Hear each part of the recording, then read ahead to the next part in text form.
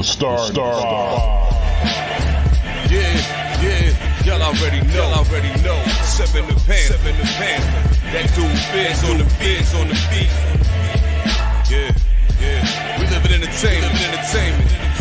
Sound change.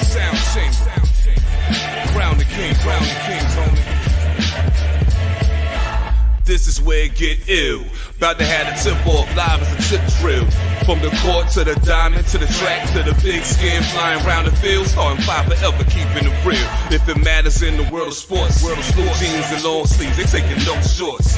Hot to death, oh yes, these are the sports podcasts live as a pro's corpse. Biz market wave, the starting five goes off. No matter who you cheer for, emotions out the window, they analyzing with clear thoughts. They take it way deeper than the boys ever. No longer got any use for the four letters. The latest news, score stats and a view from the sideline. Ain't no guideline, it's just the truth. Yeah, no need to dig for a pardon line. It's always in season if people starting five. We going in on three, run the baseline, starting five. Get it, we got what you need. If it's sports news you see, we don't waste time. We talking cause we live it. We got what you need. We going in on three, run the baseline, starting five. Get it, we got what you need. And y'all know me, seven sign, I'm the illest cat stick. I got what you need.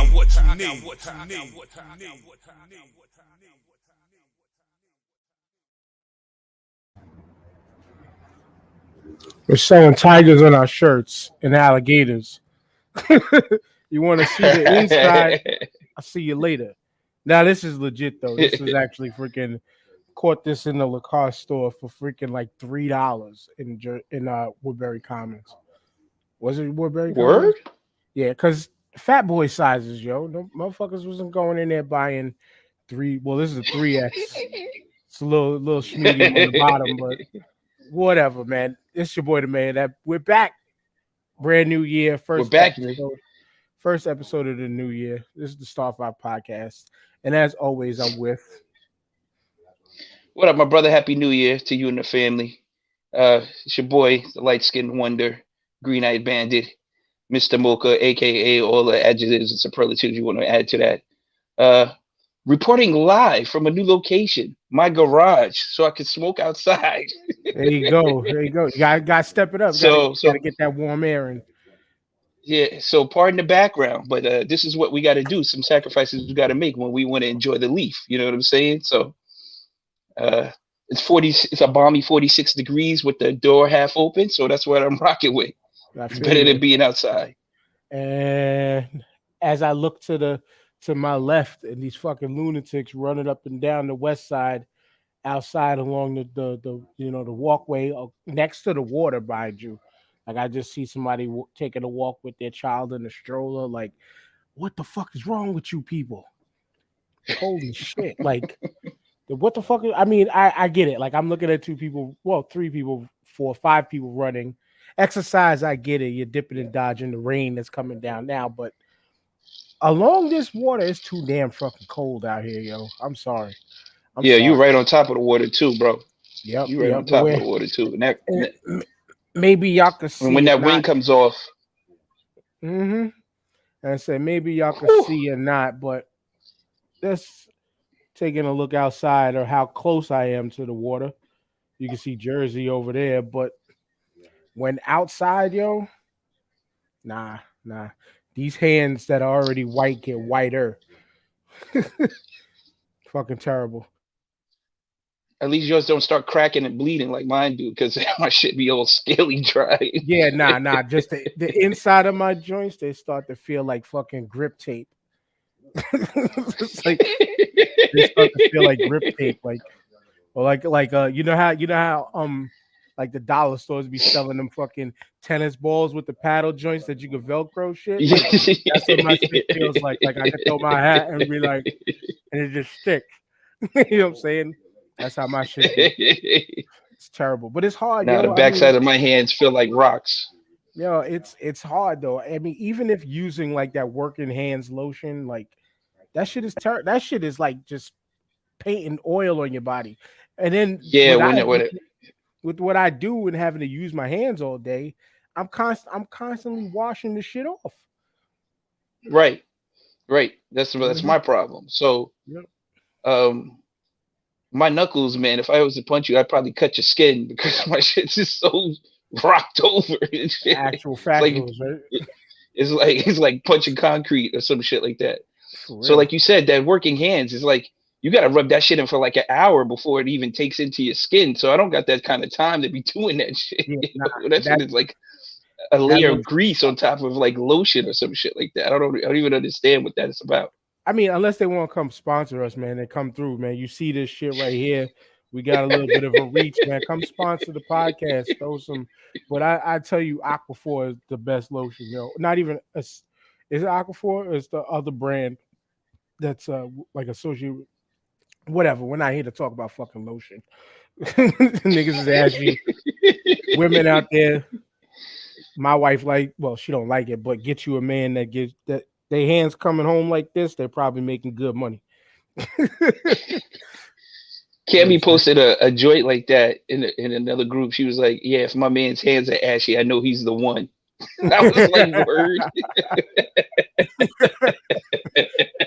Fucking hilarious, but quite possibly true. Yo, It could be yo, true. that's it was. I was like, "Well, I've been ashy for quite some time, so I guess." so, so you the one to somebody out there. Somebody, Somebody. somebody maybe equally as ashy. I guess I don't. I don't know. I hope not. I That's what don't I'm like women saying. with But ashy hands. They look horrible. yeah, it looks crazy. But like, I gotta go home and rub feet every day. So in a way, she's getting an exfoliant treatment along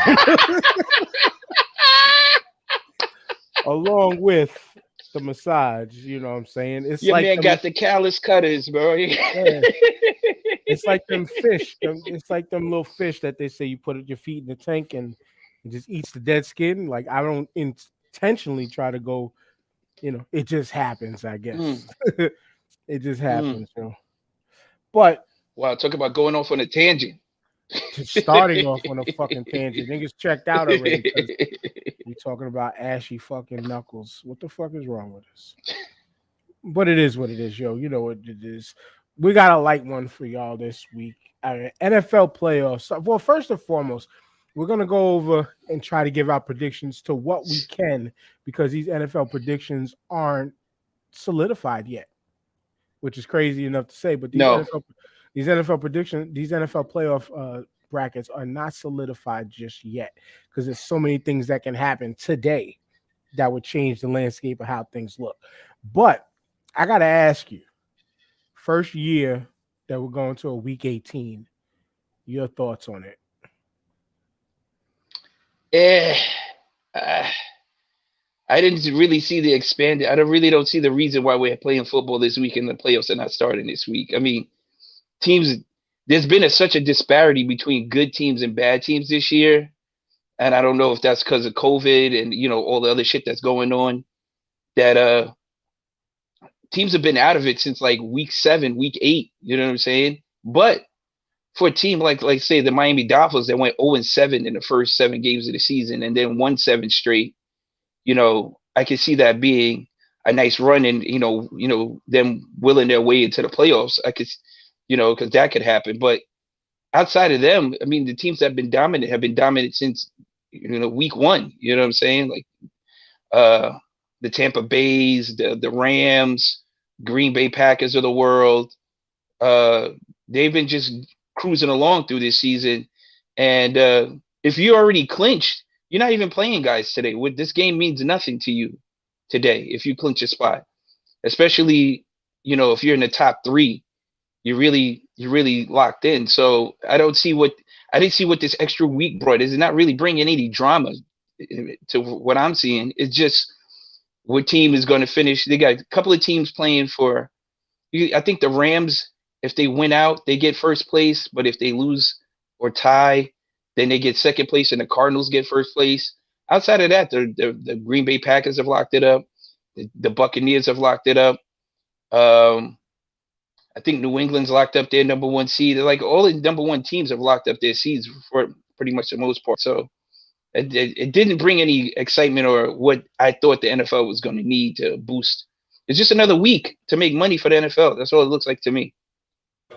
Yeah, no, I feel you because this week 18 shit has been absolutely useless. But keep going real quick, TJ. I gotta do something real quick. Keep going. Sure. So yeah, like I said, the week 18 hasn't been doing much of nothing for me lately. I don't know if you're personally vested. My team, the Giants, have been asked out since week 5, so um, I had no dog in the fight. Dan's Eagles got shellacked yesterday by the Cowboys, but the Eagles really didn't play anybody because they already locked into the playoff position themselves. So they're playing a bunch of second and third stringers. Like I said before, um, only one or two teams are really battling for like that number one seed. Everybody else is pretty much solidified from 3 on down.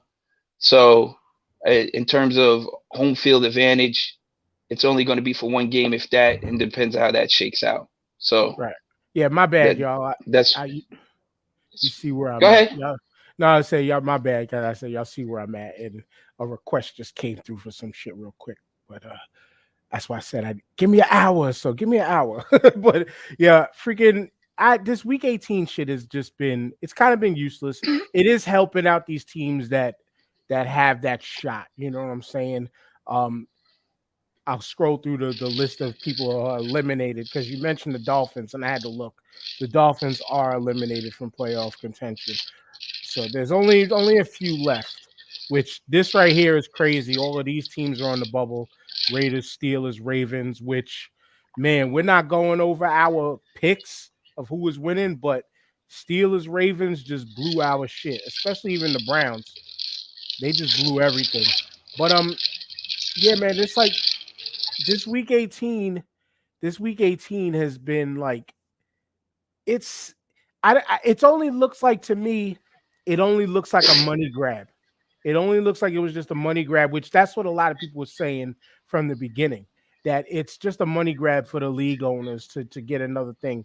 But if you look at it in the case of the team that's right there at the number 2 spot right for right now in the AFC, the Tennessee Titans, you can also kind of say the extra week in the regular season gave Derrick Henry that extra week to buy them to get him back for the playoffs.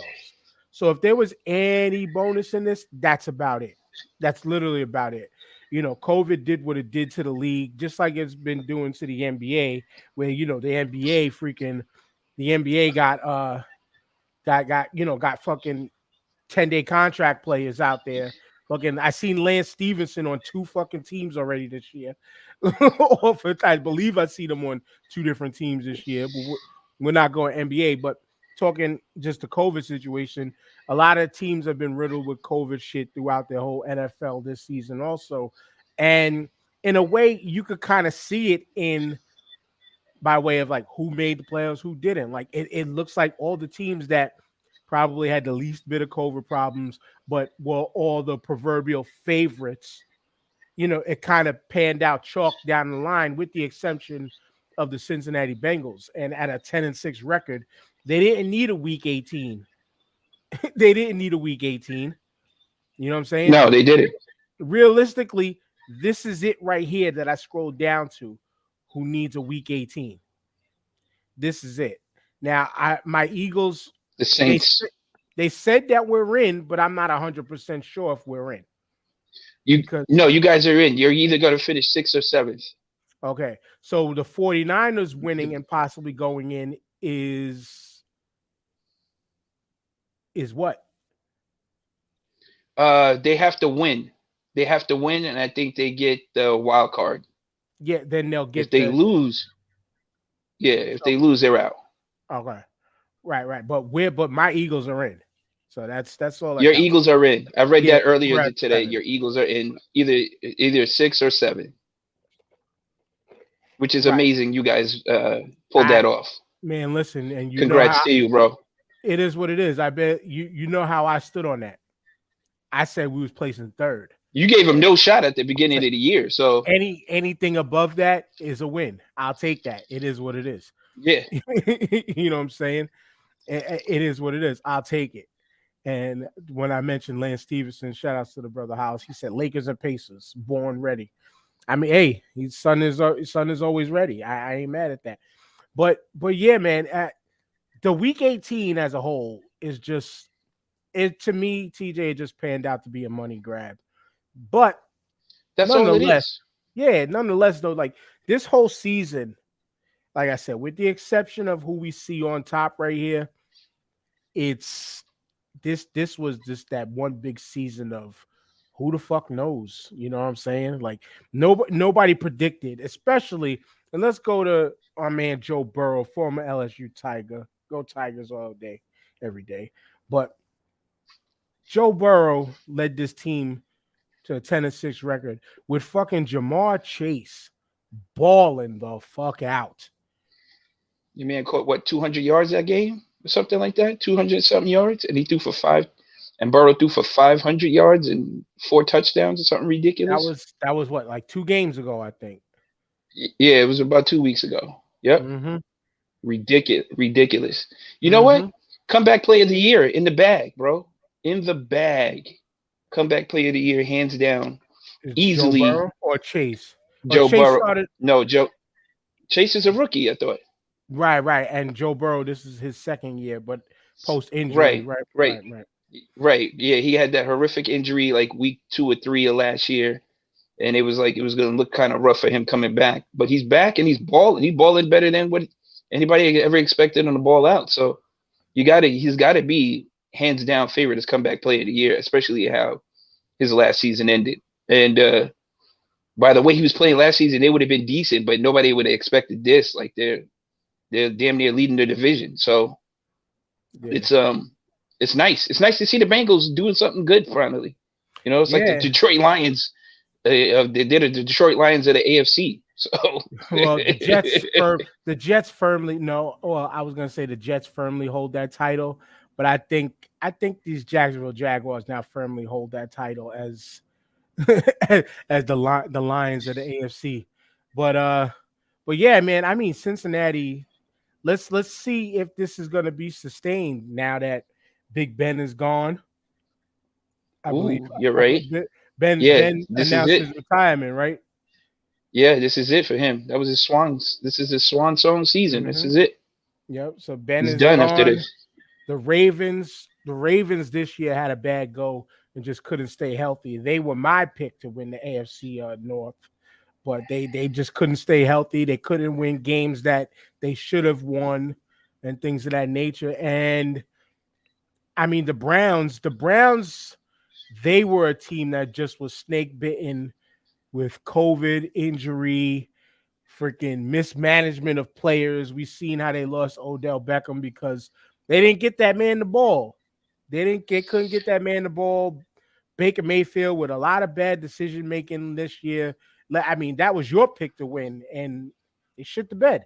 Yeah, listen, the Browns, the Bengals are what the Browns are supposed to be. To put it mildly, that's what we expected from the Browns this season. What the Bengals are doing right now, honestly, especially when they have way more talent than the Bengals on pretty much both sides of the ball. Yes, and that they got two. Yes, and they got like 2 outstanding running backs. They had possibly the best wide receiver tandem in the league with Landry and Beckham, and then they had like superior tight ends. Then you got Myles Garrett on the other side of the ball. They got stout corners and D-backs. Like they should have definitely played way better than what was on paper. You know what this reminds me of? This reminds me of your Eagles a few years back when they had all that talent and they couldn't do nothing with it.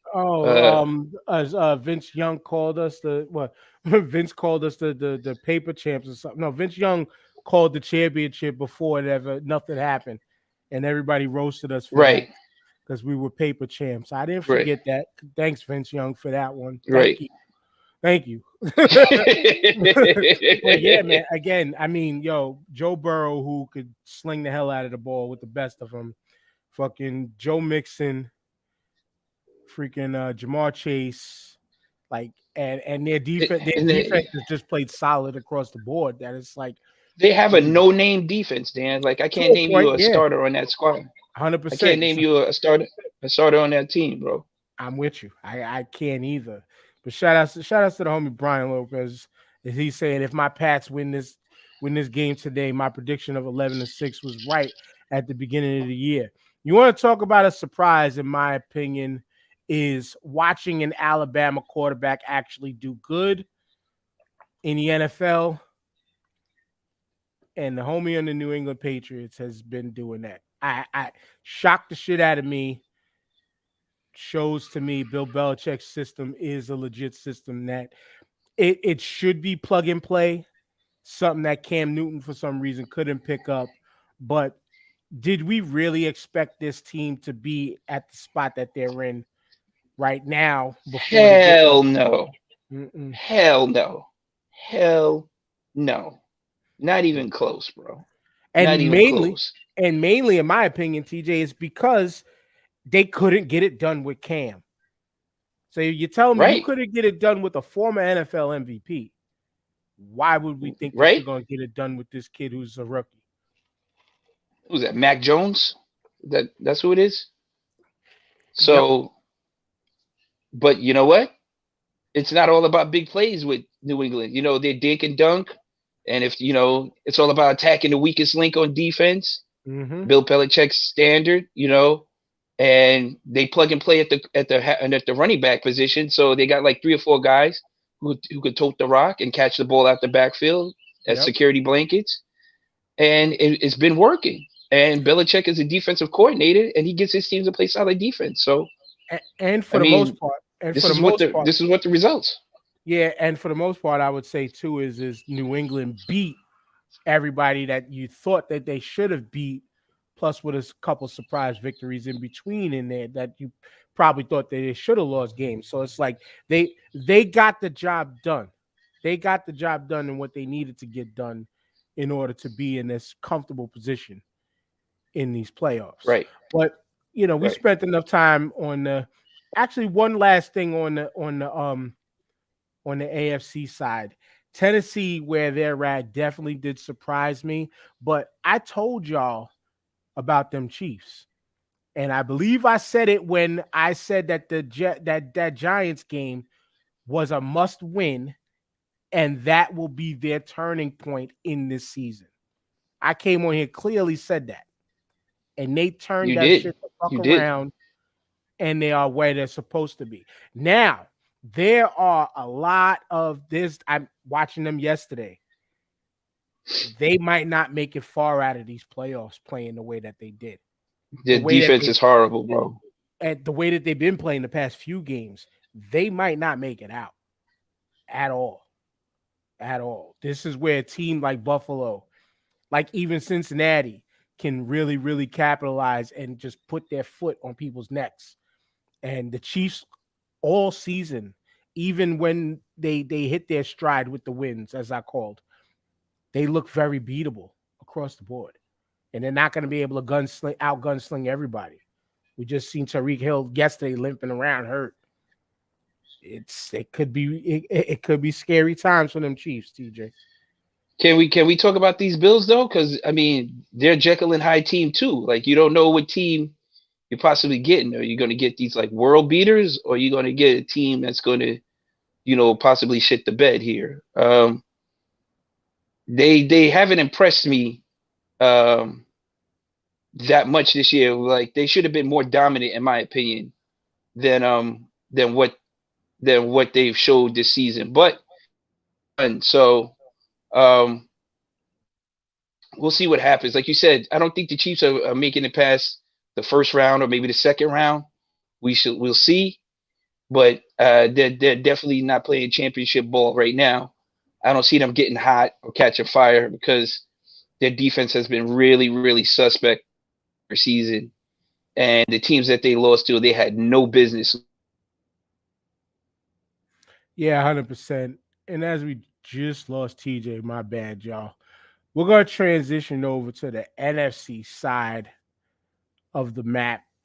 And shit, I mean, I know for myself, I thought the Arizona Cardinals was going to remain on top of everything. I thought the Arizona Cardinals was going to still like just run away with the whole NFC. and remain number one. But Green Bay Packers at 13-3 currently. I mean, their defense has been what it's been. That Green Bay, once again, if you're not playing with a lead, their defense is still suspect. You know, they've beat every. You know, it still surprised me some of the games that they won, but in some respects, it's in Aaron we trust. And yeah, a lot of games this season has been on the back of Aaron Rodgers, on the arm of Aaron Rodgers and Adams. They've run the ball actually pretty well this season, which also, in my opinion, is a shocker.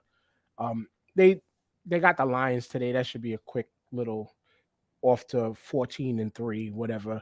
But yeah, TJ, as I was trying to open up, as you froze, unfortunately, the Cardinals. I really thought the Cardinals, this was their NFC for the taking. And then I forgot who they lost to. It was just that one bump in the road. And then Kyler Murray went down and they had to try to fight through that. And yeah, they ended up falling down right now within the 5th seed, which, if stands correctly, if they're the 5th seed, they're going to play the Dallas Cowboys, which I hope creates a first round bye-bye for Dallas. But yeah, man, I mean, the Rams are kind of right where they belong in a way, even though the world thought the Rams would be. It was like out the gate. Everybody thought the Rams was going to be that team. They panned out to lose some bad losses, even though they're still currently at 12-4. And Arizona was the one that shocked the world. And now it's the opposite way around. The Rams are going to close out the NFC West, and as they already clinched the division, clinched playoffs. They're going to clinch the division, I believe, as it's today, as long as they beat them 49ers. To shout outs to the general, Mike Patton. Hopefully they keep his team out. I don't mind that one bit. Sorry about but that. Yeah, nah, it's all good. It's all good, man. But I was just kind of going through how, like, the Rams, we everybody thought they were supposed to be number one throughout the whole NFC, but they shit the bed early, and the Arizona Cardinals came out guns a-blazing, and then they just hit a pivot at like the midpoint of the season. And the Rams remembered who the fuck they were. And right. now we're in position to win out the NFC West, I believe. It looks like it looks like it comes down to today for them as far as winning the NFC West. Yes, it does. They both taking on NFC West competition. So let's see what happens, man. I think Seattle should be a dust off for Arizona, and the Rams better whoop the shit out of the 49ers just to keep them out of the playoffs. That would slightly please me. Well, the Cardinals, this extra week is helping the Cardinals because I believe they're getting J.J. Watt back. And if they can get him back in time for the playoffs, that's a game changer for them. At least that's another added pass rusher to that defense it's a pretty stout defense that they have already. Their secondary is really strong. That's the heart of their defense, their secondary. Their corners and their safeties are really playing them some solid ball. You know, the quarterback has surprised me. Like he's been more consistent than inconsistent this year, and he's been making a lot of big plays when they needed it. So, and that's Matt Stafford or Kyler Murray we're talking about? Kyler Murray we're talking about. And they're a dangerous team. Like don't sleep on them come playoff time. They might surprise you. They definitely can get out of the first round. I don't know how far they can go after that, but they definitely could easily, I won't say easy, possibly make it out of the first round of the playoffs. Well, if they stay lined up the way they are, TJ, and Arizona's in the 5th spot, they're going to make it out of the first round against them Cowboys. I don't give a fuck.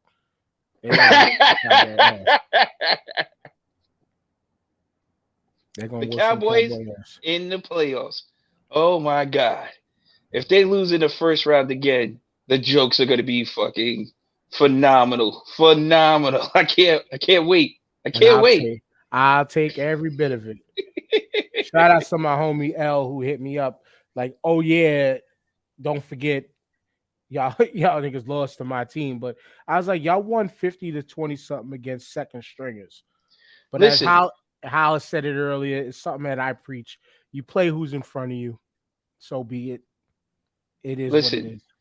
If the Eagles advance and the Cowboys don't, bro. I'm gonna make sure. Shout out to the homie Chalk Belafonte, but I'm gonna make sure he hears that. Oh, don't forget Jason Spencer either, because he's a huge Cowboy fan. Jason Spencer, my man Torrance, freaking who else? Mike Polk. Mike Polk. Sammy J will take care of Mike Polk for us, so he's not a factor. But yo, the shit talking, if the Eagles advance and the Cowboys don't, will be legendary. Legendary. I'm definitely looking for it. Brian said, I don't know what it is, but I don't trust the Cowboys in the playoffs.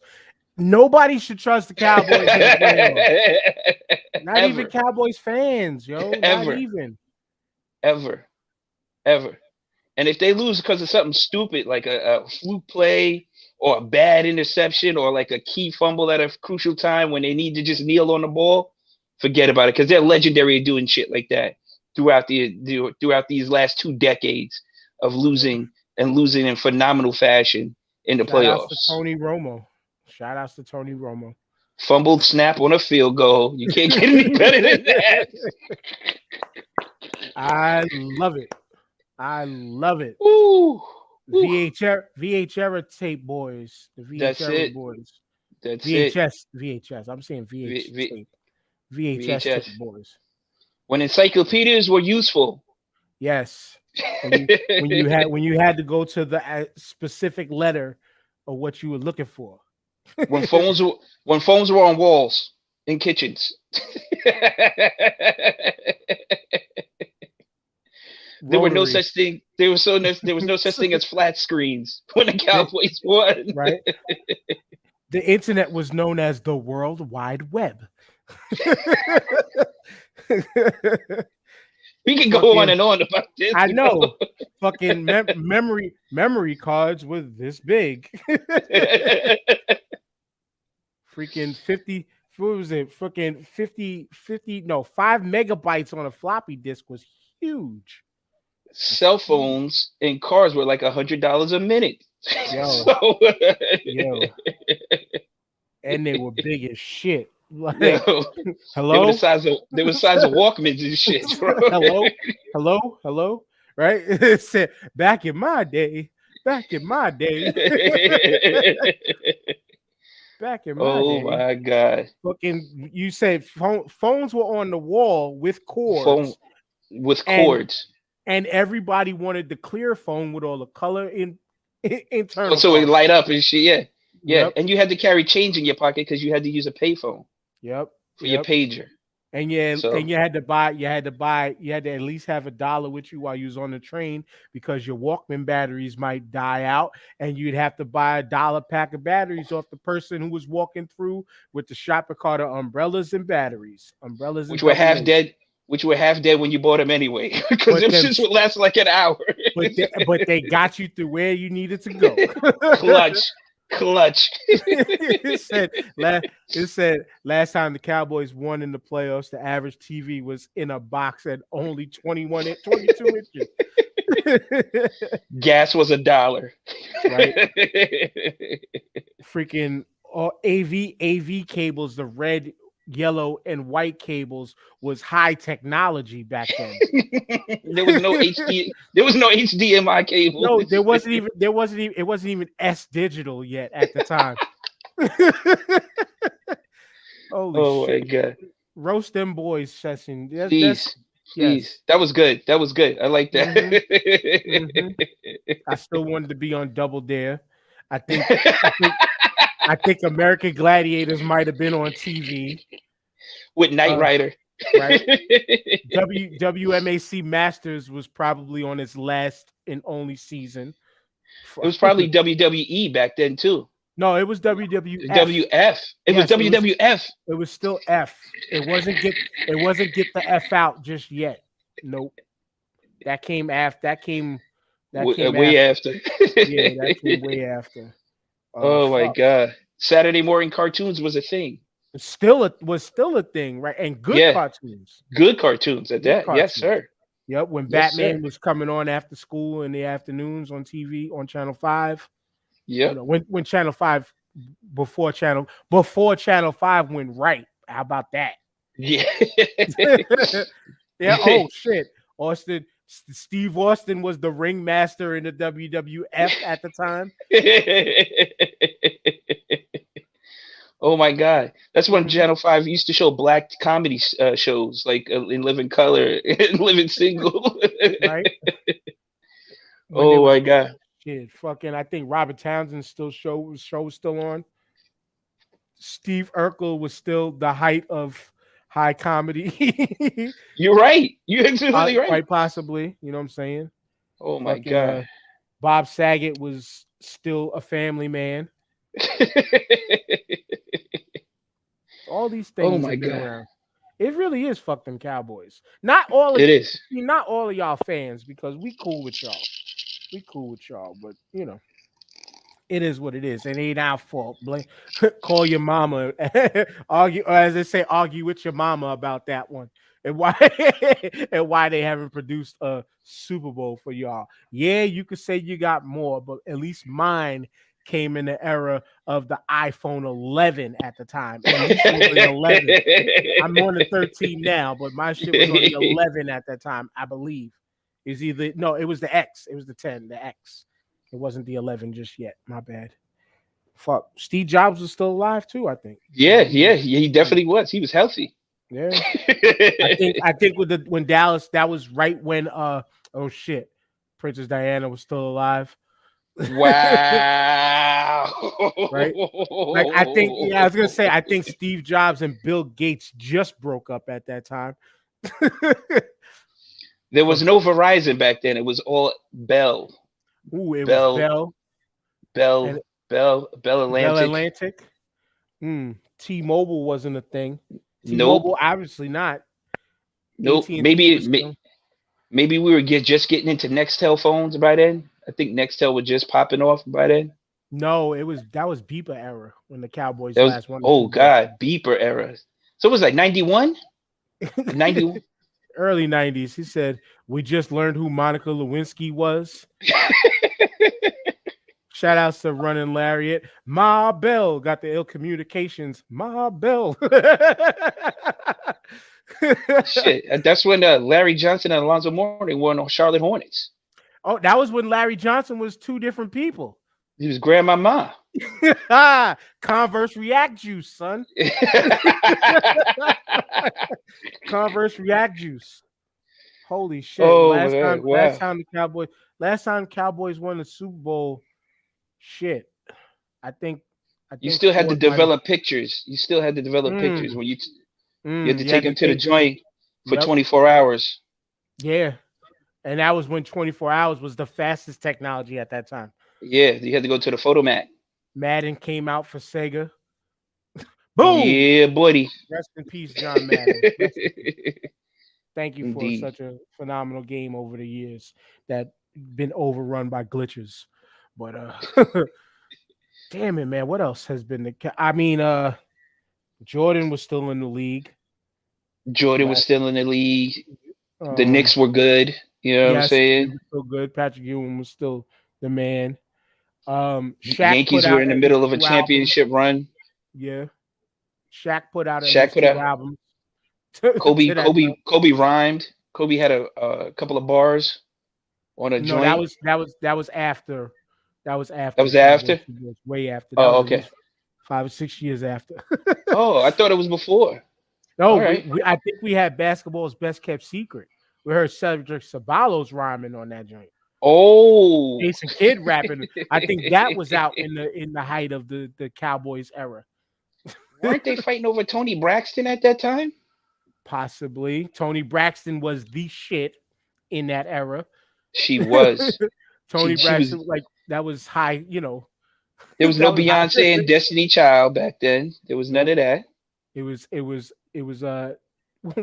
damn, Tony Braxton, it was Halle Berry, young Halle Berry. It was Tyra Banks was still, was just getting off popping. This The is an chick from the obvious Players one. Clubs.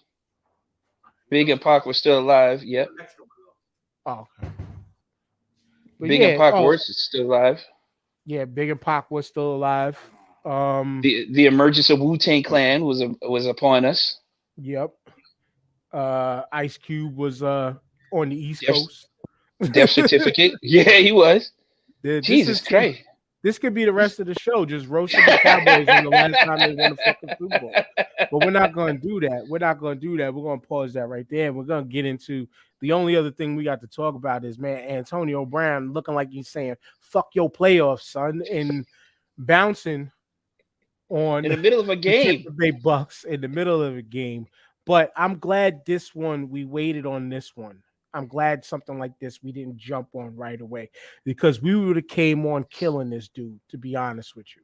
We would have came on destroying this man just because we look at past history of Antonio Brown. His And track record is what it is, bro. right, but when you think about it, it never truly was on the field prior to, you know what I'm saying?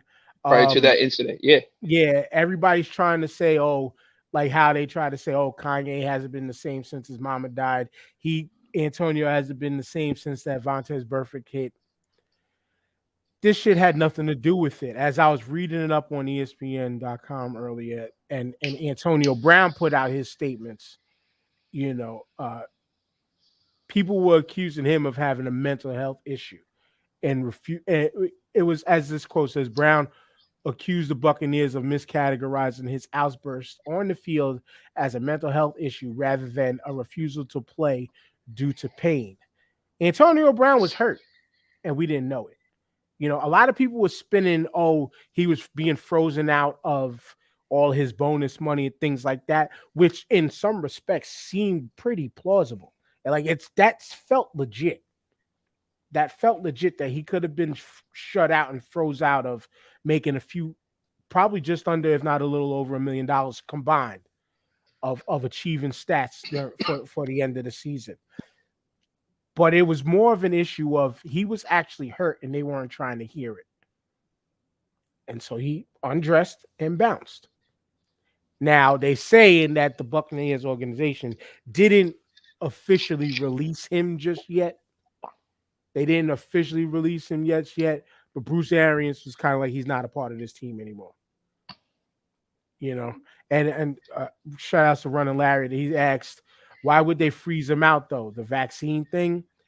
I didn't even think about that because I forgot he was one of those players who quote unquote had the fake card and all of that shit. You know what I'm saying? That could have been one of those Illuminati hired in like somebody in the back room, kill him type of type of, you know what I'm saying? Like kill his check. I don't know. But this is something that, I mean, it kind of goes without saying in a lot of organizations. There'll be players that they're good, but they're kind of on, and that team owner could be like, yo, nudge, nudge, like, yeah, nigga, you know what to do. You know what I'm saying? Like, hit him with that, like, yeah. Well, first of all, this whole situation is just really messy, man, on both sides. Like this wasn't handled properly by the Bucks, and Antonio Brown's response to it could have been possibly done better as well. It's a lot of conflicting reports about, him, with him showing his side of the story, of him getting taped up, and with the text messages from Bruce Arians, if those were his text messages or not. To him hopping and skipping off the field like there wasn't nothing wrong with him when he was leaving. You know what I'm saying? So, from him not getting his targets, but like they said, Brady always made sure he got his receivers paid if they needed 4 catches or 6 catches that day. He was going to them regardless because they were going to eat. So, if he said he couldn't play, then why did you suit up at all? You know what I'm saying? Good point. But also, he could have just gotten hurt in that game, and they're not paying attention to.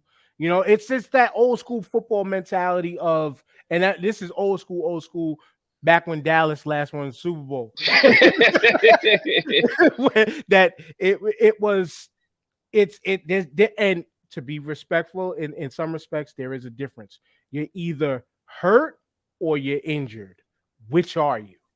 Right. You know what I'm saying? And then Right. and coming up and growing up in those eras of playing sports, there really was a difference between No, there hurt still and is a injured. difference. Yeah. There Yeah. still is if you carry Right. that mentality, but Right. we wasn't doing that at a level of getting paid millions. And so I No. can respect it on the level of I'm hurt and or injured. I still gotta walk to get paid. You know what I'm saying? Like, and if Right. you're not listening, it's like what the fuck? It's just kind of literally the most easiest way I can say it is like if you're not listening, what the fuck do I have to do to get you to listen? Well, I mean, if he was hurt and he went back out on the field, all he had to do was just bullshit and not run. You know what I'm saying? Just not finish his play out, and they would have just took him off the field. Right. But then you look like the teammate who is half-assing when you could do the right thing and pull yourself off field and get yourself an able body on there that can help Right. win the game. But Which, it by didn't the seem way, like they did win that fucking game. How about that? they did, but it didn't look like he went to the trainers that one time during his whole tirade and said, I can't Right. fucking perform. Right. And then right. the doctor would have been the man who said Antonio can't go for the rest of the game.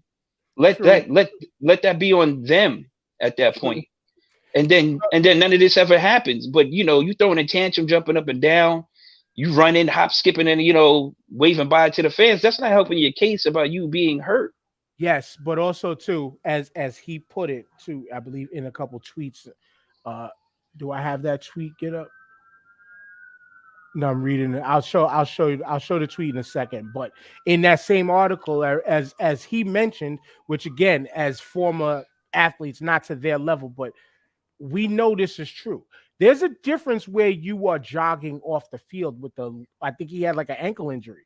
There He had an ankle injury. There is a difference where you can lightly jog and skip off the field than having Making to a cut. rely on cuts, explosiveness, speed, quickness. Total difference to where, somebody that doesn't know, never played a sport in their life can look at this like, look at this silly motherfucker running out the end zone looking like a fool, but why couldn't he go out there and do that on the field? No, why don't you go try to do that on the field with a fucked up ankle? Let me see how you get off the line. Let me see how you explode off the line to go quicker, to beat the man off the ball, which that's his job to do. Right, especially when you're getting jammed at the line of scrimmage and shit like that. So you're hand fighting and all that other shit. So I definitely get that. But like I said, he should have. If he really felt that way, he should have went to the medical staff and been like, "Yo, look at my shit. I can't really put any weight or pressure on it like that." And then it'd have been a non-issue. It'd have been a non-issue. Yeah, it could have been that, but also too, it's again, we're gonna see certain things, especially when they're not reporting it ASAP to the media. They're not gonna know. They're gonna report what they feel and all that stuff. But like, here's a tweet from me. He says, "Don't get it twisted. My brothers have been good to me from Tom to practice squad. We were a top level unit. They have been good. They have been good to me and knew nothing about my talks with coach last week." This was referring to the text message that you mentioned. "The team mishandled this situation. They let me down, and more importantly, my teammates." And as I read, because I didn't really get too deep into reading out the article on the show today, as I was reading more and more, I'm like, this motherfucker, to me, it feels more right than not. You know what I'm saying? The way he was expressing it. Because normally we're always, for the most part, the masses, and I'm not saying we specifically, but the masses are usually, they're taking the team side, the corporation side, the bigger names in all of this side before they're taking the person who, quote unquote, has a history. You know what I'm saying? The person who has a history. This is true. And he didn't paint himself a glorious background to fall back on with this either. But now I'm hearing that he's setting this up to sue them for an injury settlement so he can get the rest of his money.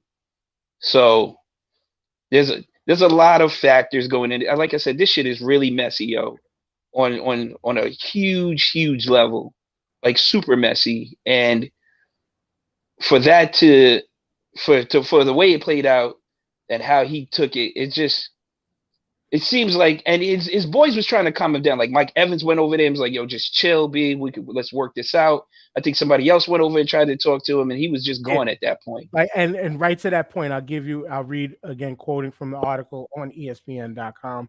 However, the wideouts attorney Sean Burston told ESPN that Brown told the training staff and Arians that he felt he was too hurt. Am I still okay? I was just making sure I wasn't sharing. Actually, I can share the screen while I'm reading this, and I'll get right back to where I was. My bad, y'all. So we can see what I'm reading. It says, told the training staff and Arians that he felt he was too hurt to continue in the game and that Brown's ankle had been discussed with the coach and the training staff throughout the week. Brown said the same in his statement. I took a seat on the sideline and my coach came up to me very upset and shouted, "What's wrong with you? What's wrong with you?" I told him, "It's my ankle," but he knew that. It was well documented and we had discussed it, Brown said. He then ordered me to get on the field. I said, "Coach, I can't." He didn't call for medical attention. Instead, he shouted at me, "You're done." While he ran his fingers across his throat, Coach was telling me that if I didn't play hurt, I was done with the Bucks. He added that what happened then triggered him to leave the field. I knew we were losing to the Jets, and that was frustrating for all of us, but I could not make football plays on that ankle. He said, "Yes, I walked off the field, but there's a major difference between launching from the line and taking hits compared to jogging off the field with the rush of emotions going through your mind." I'll leave that right there because I can tell you, as a person who fucking had a motorcycle accident that fell, slammed on my side, right on my leg, and my bike was just a shade over 800 pounds. I got right back up on the bike and walked like it was nothing. As soon as I got home and the adrenaline calmed the fuck down, my ankle was the size of my bicep. And I couldn't walk. There is a different thing with adrenaline and stuff like that flowing through your body to where, yeah, if he could have went out there possibly with a different level of adrenaline, a different level of energy flowing through his veins that he might have been able to do, but then come off the field and he wouldn't have been able to jog off lightly like he did. It would have been call the freaking medics and bring the cart out. Or if they listened to him, he probably wouldn't have dressed for that weekend because, as we talked about before, TJ, we're going into the playoffs. If they had that man rested, he could be there. He could be there for the playoffs. Right. Now, also, this sounds like out of character for Bruce Arians because you never heard anybody talk bad about Bruce Arians, him being a player's coach and understanding where the players are coming from. So this really, really, really sounds way out of character for Bruce Arians. But on that point there, Antonio Brown last season told us about John Gruden. And he did. And niggas didn't want to listen. He did. Not Bruce Arians' track record, totally different from John Gruden's. You know, and as we mentioned before, like you do the history on Bruce Arians and you know that man was, you know what I'm saying? He babysat TK and Rondé Barber. He babysat TK Rondé Barber. Their father was a teammate. He was a teammate with TK Rondé Barber's father. So said, I mean, the guy's solid. What did he say about Gruden? He called him a flat out racist. Like that was just a brief. That's just a little bit. That's just a he called him a flat out racist, straight up and down, on top of other shit. And he was there for only 2 minutes. He was there for fucking preseason practice, and that was it. A cup of coffee. That's it. I don't even think he ran a regular season route. You know what I'm saying?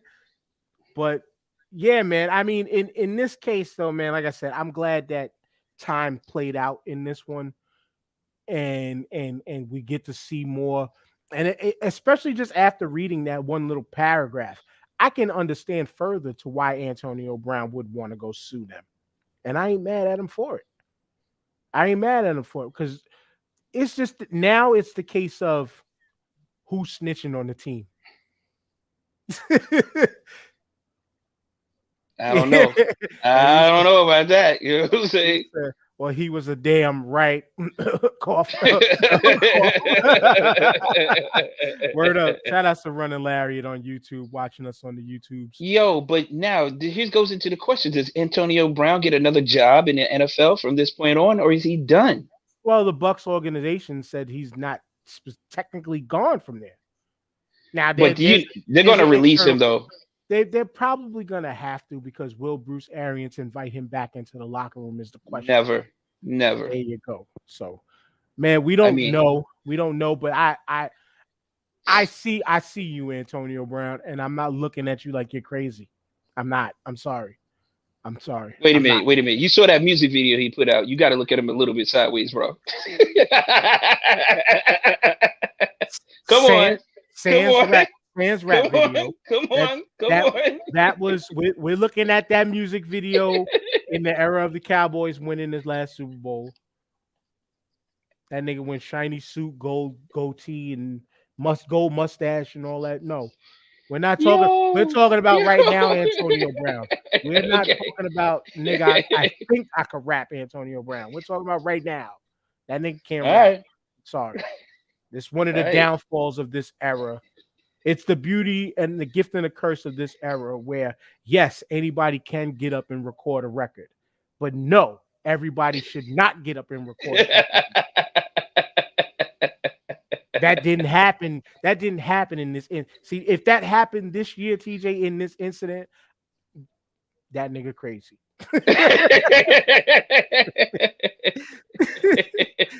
That nigga crazy. He done lost. No more videos for you, Antonio Brown. No more hip hop videos.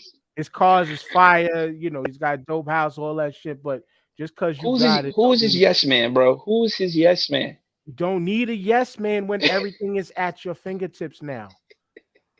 You just gotta say, "Yo, I'm hot" to myself, and release that shit. You need somebody to talk you off the ledge sometimes, though, bro.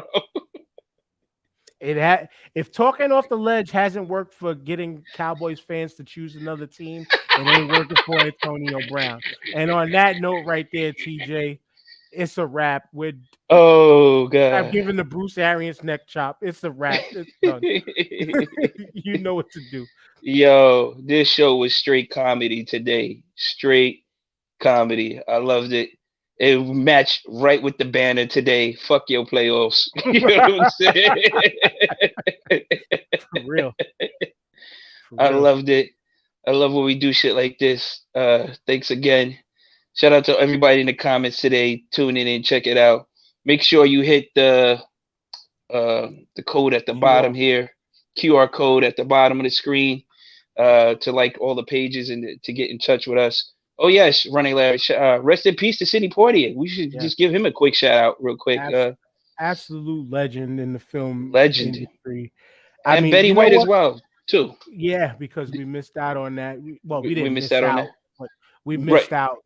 You know, it happened in between shows. It happened in between shows. We'll talk. We'll give love to them more next week, and we'll do like a little topic towards them next week because we're talking about two figures and staples in the industry. Yes, very beyond iconic, you know, and especially to know how down Betty White was. Again, indeed, you know what I'm saying. She was an ally before an ally was even existed. So. Yep. But Sidney Poitier, man, I mean, hey, him and the man that they claim you can't say his name, but I'm saying it anyway, Bill Cosby. Them two brothers made magic together. Over several. They did. You can't take that away from them. You can't take that away from Bill. You know what I'm saying?